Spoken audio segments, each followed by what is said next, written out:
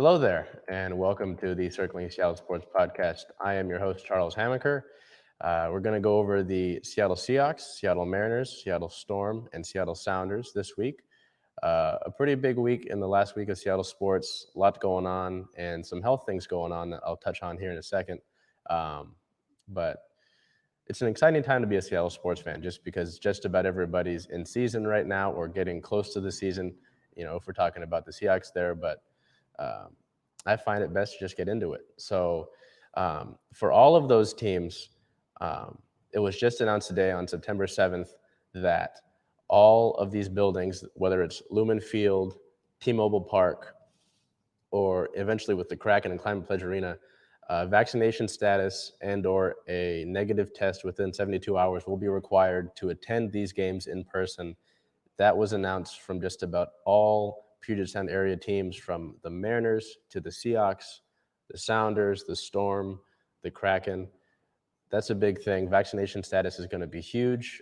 Most places will have it where you can have a vaccine passport on your phone. Details on that will still be coming, but the main sticking point is that you're going to have to be vaccinated if you want to attend these sporting events in person. And I know for a good amount of us, that's not an issue that's taken care of. If not, I would go get vaccinated. I know that now I think you can go to a CVS and get that taken care of. With that being said, let's go into the Seahawks here. Seahawks did not play a game this past week as with the new format in the NFL, there's 17 regular season games and only 3 preseason games. So this normal week, there would have been a 4th preseason game, but obviously it's 2021. There is not that 4th preseason game. The Seahawks had an off week of sorts, but final roster cuts were made down to 53. The players that were cut to get down to 53 were defensive tackle Miles Adams, tight end Ian Bunting, tackle Tommy Champion, safety Ashari Crosswell, linebacker Aaron Donker, guard Greg Island, wide receivers Aaron Fuller and Penny Hart, cornerback Gavin Heslop, defensive tackle Jared Hewitt, guard Jared Hawker, wide receiver Kate Johnson, running back Josh Johnson, cornerback John Reed, tight end Taylor Mabry, guard Pierre-Olivier Lestage, center Brad Lundblade, linebacker John Radigan, wide receiver Darius Robinson Jr., cornerback, Will Wonderland, tight end Cam Sutton, wide receivers Cody Thompson and Travis Tavoynin, wide receiver Connor Weddington, and linebacker Lakeem Williams. So with this being said, getting down to 53 is always a big part in the NFL season just because a lot of guys, whether it's veterans, undrafted guys, rookies, will get cut. But that also leaves out that we've got some time before the first regular season game, and that roster could change.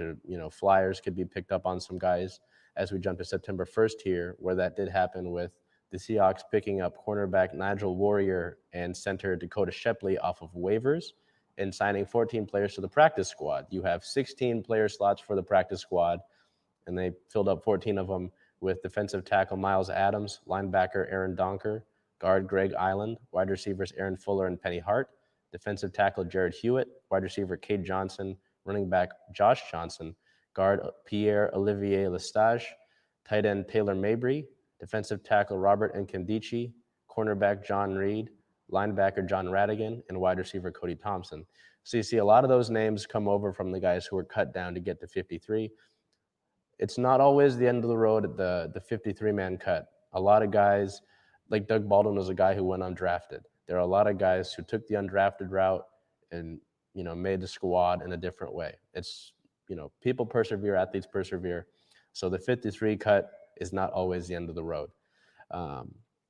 Also news for September 1st, the Seahawks traded for Sidney Jones. That trade was made official.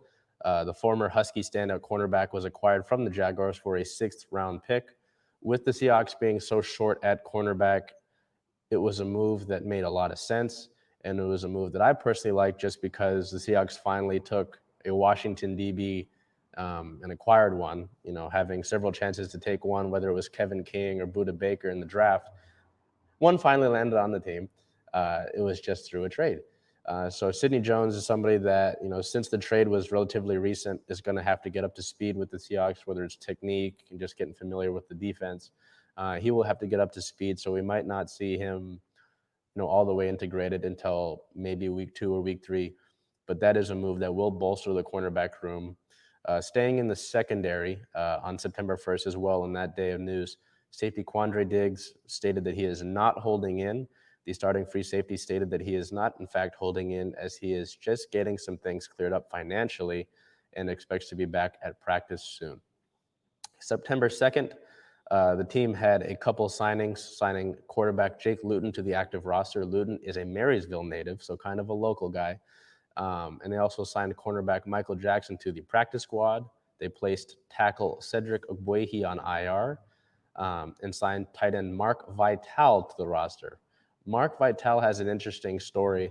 He's a former Baylor basketball player. He won the national title with the team in last year's season. He has not played football since middle school. So that's a big learning curve for Big Mark there. There are a lot of, former basketball players who are tight ends in the league. If you look back, guys like Antonio Gates, Jimmy Graham, a lot of tight end basketball lineage. So who knows? Maybe that's Mark's story. And best of luck to Mark there, because that's a big jump, having not played the sport since middle school. In the day of news on September 3rd, the team traded cornerback Ahkello Witherspoon to the Steelers for a 2023 fifth-round pick. And on that day as well, they signed guard Phil Haynes to the practice squad.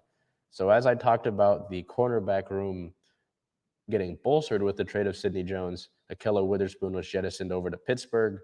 That is a curious decision, just simply because in the offseason, Witherspoon stated that when he is healthy, he is the best cornerback in the league. Good to have that self-confidence. But through the preseason and through offseason camp, the team and the organization didn't agree with that, obviously. And it seems that he was beat out by both DJ Reed and Trey Flowers for his roster spot. So the Seahawks said, hey, this guy's going to be on the bench. Why have him take up a spot when we can just dump his contract and get a pick for it? So Ahkello Witherspoon's time with Seattle short-lived, and Phil Haynes brought back to the practice squad on the 3rd there. September 4th, staying with the cornerback news, the team signed cornerback Bleshawn Austin from the Jets. Bleshawn Austin was a projected starter with the Jets and was part of cuts leading up to the season. So I have to admit, I've never seen anybody named Bless, but now I can say that's changed. Bless Austin will join a cornerback room with a lot of competition to be had. One, as I've talked about, just with the Witherspoon trade and with the Sidney Jones trade, it's important to get some competition and see who might stick. A lot of guys, if you know Pete Carroll, you know that compete is such a huge word for him in the Seahawks. So it'll be exciting to see who might emerge as a potential diamond in the rough there. As DJ Reed was a guy who was claimed off of waivers from the 49ers, and he had an excellent year last year.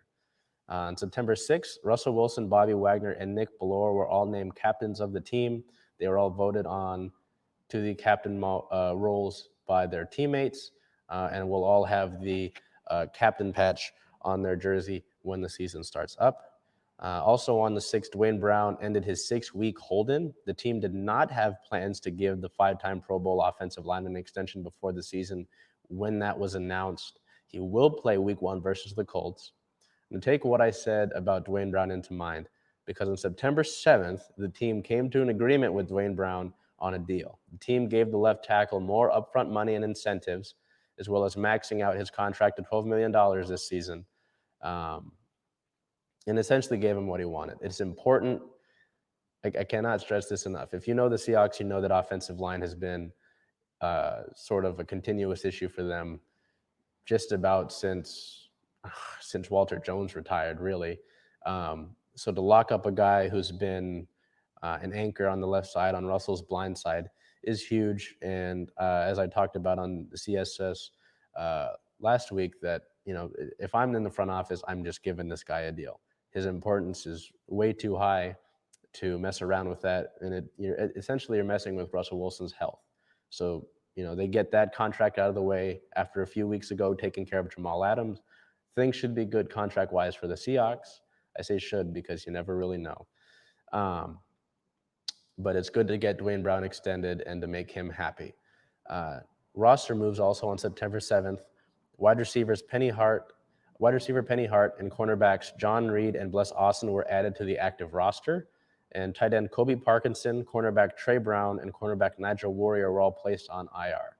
Now, the thing with IR, injured reserve, is that this year, similar to last year, players placed on IR have a 3-game minimum. Normally, IR is an 8-game minimum. So that's a big change there.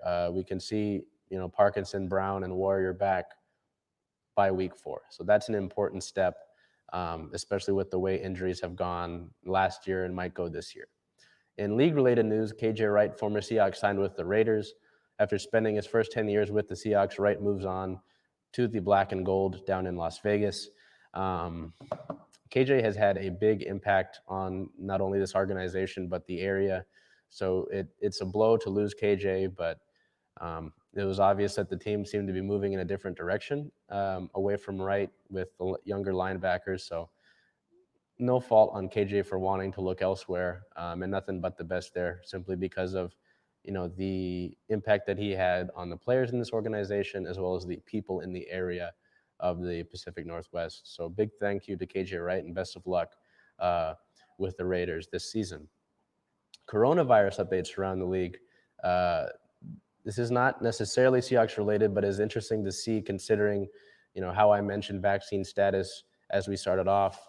Urban Meyer stated that vaccine status was a factor in the Jacksonville Jaguars team final roster decisions.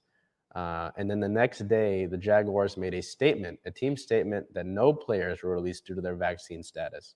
So interesting to see how the league and different organizations are approaching, vaccination status and how that might change going forward. I'm sure the league is trying to avoid any sort of game cancellation scenario where they have to just nix the game and give somebody a loss. Looking ahead for the Seattle Seahawks, week 1 is on September 12th at the Indianapolis Colts at a 10 a.m. Pacific time kickoff. Your Seahawks are getting underway again. We've got football. Fans are going to be back in the stands. You'll have to wait to be there in person, as this game is on the road. A big matchup against the Colts. Carson Wentz should be good to go. He had been dealing with a foot injury. Indianapolis is going to be a tough team. They have a good defense and a good O-line. So this should not be any sort of pushover game. And it'll be exciting to see the new Seahawks offense and defensive players, both offensive scheme and defensive players, get out there and take care of week 1 and a potential Super Bowl run. I say potential because, again, you never know. So we will continue on to our Seattle Mariners here. So getting into the Seattle Mariners past week in games, on August 31st and September 1st, they played the Houston Astros. They would win both of those games. The first game, they would win 4-0 off of Abraham Toro's 8th-inning grand slam off of Kendall Graveman. He is the first player to hit a grand slam off of the player that he was traded for. September 1st, they would win the game 1-0 off of Abraham Toro's sac fly, scoring J.P. Crawford to score the go-ahead run there. September 3rd, the team would travel down to the desert to play the Diamondbacks. They would win the first game of the 3-game series 6-5 in 10 innings behind Jared Kelnick's 2 hits, 1 run, and 3 RBIs. September 4th at the Diamondbacks, they would win 8-5 behind Kyle Seager's 2 hits, 2 runs, and 6 RBIs. Seager would hit 2 3-run homers and would stack his 6 RBI game total to 3 all-time. Ken Griffey Jr. has 4, so Kyle Seager needs to have another to tie him there.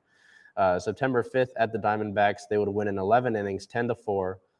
Player of the game would be Abraham Toro with 2 hits, 1 run, 2 RBIs, and a walk. And then the Mariners would go down to Houston to start a 3-game series on the road against the Astros, but they would lose that game 11-2. Player of the game would be Abraham Toro with 2 hits, 2 RBIs, and a walk. So overall, you go into that week, 2 big games against Houston, you win that series at home, go on the road against Arizona. You need to take care of business against that team, a team that probably won't win 60 games this year, and you sweep them. That is huge. And then you go into Houston in the first of a 3-game series there. Another game another series that will impact uh, playoffs, just because Houston leads the series, and now with how tight the wild card race is, every game is important. Um, Sucks to drop that one, but Houston is a good team and has one of the best offenses in baseball. So it's not anything that is necessarily surprising. It's just more so disappointing. For my player of the week, I had shortstop J.P. Crawford.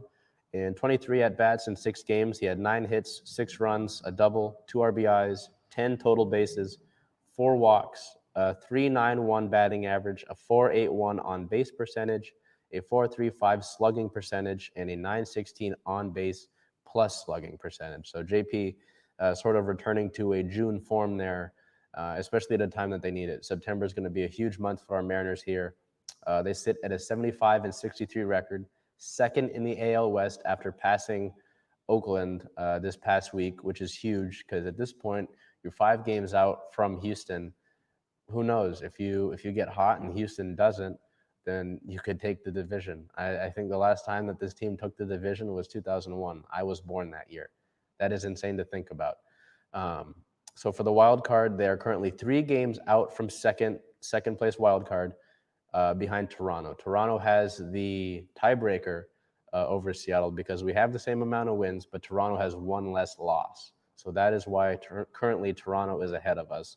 And as I mentioned, every game going forward, especially in this month of September, is incredibly crucial. In team-related news, September 1st, it was announced that both general manager Derry DePoto and manager Scott Service signed multi-year contract extensions. As well, in a corresponding move, DePoto was promoted to president of baseball operations. It's not clear if he's moving on from that GM role and then just solo taking that president of baseball operations. No corresponding move has been made. But some big-time news there, simply because both Service and DePoto were at the end of their 3-year extensions that they received both in 2018. So they both get extended. The details of those contracts have not been announced, but good to see some consistency after the last time the Mariners had a manager that got re-signed after their initial season was Lou Piniella back in, I believe it was 2003. So good to see some consistency there. That is something that this clubhouse is going to need going forward if you want to make a playoff push. Especially right now, if you were to take this group of guys that is clearly invested and just get a new boss, that would be something that I think would mess at least with the chemistry, as well with what they've got going on, that sort of mojo that they've got going on. So crucial that those decisions were made and both of those guys were extended. Also on the first, left-hander Justice Sheffield was reinstated from the 10-day injury list, as well as infielder Kevin Padlow was recalled from AAA Tacoma. September 2nd, right-handed pitcher Jimmy Yacobonis was outrighted at AAA Tacoma. September 4th, right-handed pitcher Diego Castillo and left-handed pitcher Anthony Misevich were reinstated from the 10-day injury list. So the bullpen is getting bolstered again after some of those guys were dealing with injuries. In a league-related news piece, concession workers at San Francisco Giants Oracle Park were voted to strike, citing concerns over COVID-19. So that, again, to go back to what we talked about at the beginning of the show, with stadiums requiring vaccination status or a negative test within 72 hours, it's seeming that we are heading in the direction where more than likely we're going to see a lot of stadiums announcing that whether it's vaccine status and a negative test or a negative test, stadiums are kind of getting to that point where with the Delta variant, they want to crack down on this. So looking ahead for your Seattle Mariners Ball Club, their upcoming schedule looks like this. On September 7th and 8th, they will play the Houston Astros on the road to finish out that series. September 10th through 12th, on the 10th, 11th, and 12th, they will come back home to play the Arizona Diamondbacks. Another, again, this is an Arizona Diamondbacks team that's not very good, but, you need to take care of business and win every game that you can. And then September 13th, they will start a very big series against the Boston Red Sox at home. And I say very big just because of the playoff and wild card implications. The Red Sox are in that second wild card spot that the Mariners would want to win unless somehow they end up taking the division away from Houston. So that is a big series, as well as I don't think it would be an exaggeration to say every game going down the stretch is a big series. Heading over into our Seattle Sounders here, no game took place over the last week. Their last game was back on August 29th against the Portland Timbers in the Pacific Northwest Experience doubleheader. So getting into injury news right away for the Sounders, Nuhu is on track to be fully recovered by next match against Minnesota. He was ready to go against the Timbers in the Pacific Northwest Experience game, but right about when he was going to get subbed on, Portland scored, and head coach Brian Schmetzer wanted to go to a more offensive and aggressive attacking group of guys, so he was kept on the sideline. Goalkeeper Stefan Fry could return to the starting lineup for the next match against Minnesota. Brian Schmetzer's practice comments seem to be shifting towards Fry returning against Minnesota. And then AB Sissoko will be reevaluated this coming week by the club's medical staff after suffering a neck injury while playing with the Tacoma Defiance, which are the essentially like a minor league for the MLS. For the Sounders, the USL is the minor league to the MLS. A scary neck injury. I mean, any sort of injury related to the neck is always a really serious thing to take care of. But it seemed like Sissoko, he posted to his Instagram story after the game, gave a big thumbs up, and seemed to be in good spirits. So that's always a good sign. So hoping that the reevaluation this coming week doesn't show anything negative. In team-related notes for your Seattle Sounders, 5 Sounders were called into the World Cup qualifiers for their respective home countries. Brad Smith for Australia, Javier Arriaga for Ecuador, Raul Ruiz-Diaz for Peru, Christian Roldan for the U.S., and Alex Roldan for El Salvador. So congrats to all those guys. World Cup qualifiers, I mean, that's one step away from World Cup as it comes up here, and, obviously not immediately. But those are some big games, obviously, because you have to qualify before anything else. And then in other team notes, the Sounders added Freddie Juarez to the coaching staff. He joins as an assistant coach to the Sounders staff. He was previously the head coach of Real Salt Lake. So the Sounders lose Jimmy Traore and Gonzalo Pineda to head coaching positions.